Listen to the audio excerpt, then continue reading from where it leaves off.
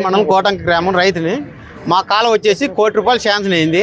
అది వచ్చేసి 2018లో శాంక్షన్ అయింది. కాలువ తీసాము. గత 4 సంవత్సరాల నుండి నీళ్ళు వచ్చాయి. ఈ సంవత్సరము అక్కడ రైతు కాలువ పుంచాడు. నీళ్ళు అయితే చెరువు నుండి గడ్డకి వెళ్ళిపోతున్నాయి. మాకే ఇప్పుడు నెల నుండి కలెక్టర్ ఆఫీసు అన్నీ తిరిగినాము.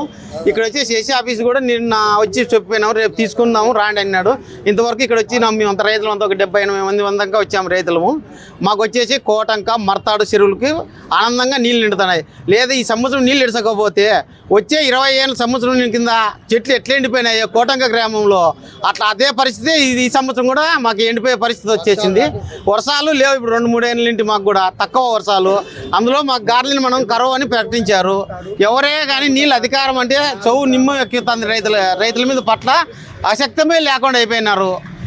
ఎటువంటి పరిస్థితులు ఉన్నాయంటే మాకు కోటంక గ్రామంలో ఈ సంవత్సరం కింద చెరువు నించకపోతే మళ్ళీ వలసలపై కార్యక్రమం ఖచ్చితంగా ఉంటుంది. చెరువులు నీళ్ళు లేకపోతే మాకు ఆ చెరువు వలన మేము 4 ఏళ్ళ నుండి సంపూర్తంగా నీళ్ళు తాగేకి గొర్రెలకి పసలకి అన్నిటికీ ఆనందంగా ఉన్నాము. ఈ సంవత్సరము పోయిన సంవత్సరము వర్షాలు లేవు, ఈ సంవత్సరం వర్షాలు లేవు. ఈ సంవత్సరం చూస్తే నీళ్ళు చెరువు నిండింది. గత 10 రోజుల కింద చెరువు ఉంచిన రైతు మేము మొరపెట్టుకుంటా అంటే కలెక్టర్ ఆఫీస్కి అర్జీ ఇచ్చినాము, ఎస్సీ ఆఫీస్కి 3 తూర్లు వచ్చినాము, ఆర్డీఓ ఆఫీస్కి తిరిగినాము. ఏమాత్రం మాకు సంధించలేదని కోరుతున్నాము. ఈ కార్యక్రమాన్ని సంప్రదించవలసిందిగా కోరుకుంటున్నాము. మేము కోటంక గ్రామానికి దాదాపు అది చెరువు.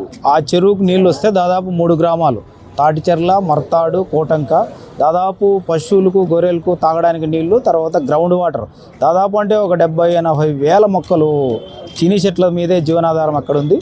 ఆ ప్రాంతంలో నీళ్లు రాకపోతే దాదాపు ఒక 4,000-3,000 కుటుంబాలు వలసపోయే పరిస్థితి ఉంది.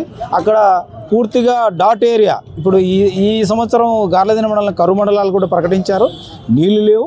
అందువల్ల పైన పొడి చెరువు నుంచి నీళ్లు లింకు కాలువ 259 జీవో ప్రకారము అది లోకలైజేషన్ కూడా చేశారు. 2021లో లోకలైజేషన్ హక్కు ఉంది, కాలువ ఉంది. ఒక రైతు తన ప్రయోజనం కోసం పూర్తిగా 200 మీటర్లు కాలువ పూడ్చాడు. ఆ కాలువ వెళ్ళేయడంలో పూర్తిగా మైనర్ ఇరిగేషన్ అధికారులు ఎస్సీ గారు కానీ ఎవరే కానీ ముందు ధైర్యంగా పోలేకపోతున్నారు. ఆ కాలువ పూడ్చినారు. అక్కడ దగ్గర పోతే రైతులు కేసులు పెడతారేమనే భయం ఉంది.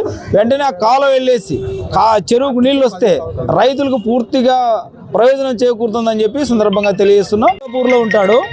ఆయనకు వాస్తవంగా అంటే పక్కన పట్టా భూమి ఉంది, డి పట్టా భూమి ఉంది. ఆ డి పట్టా భూమి పట్టా పక్కన చూసి ఆయన పూడ్చిండేది పూర్తిగా చెరువు మునగడది.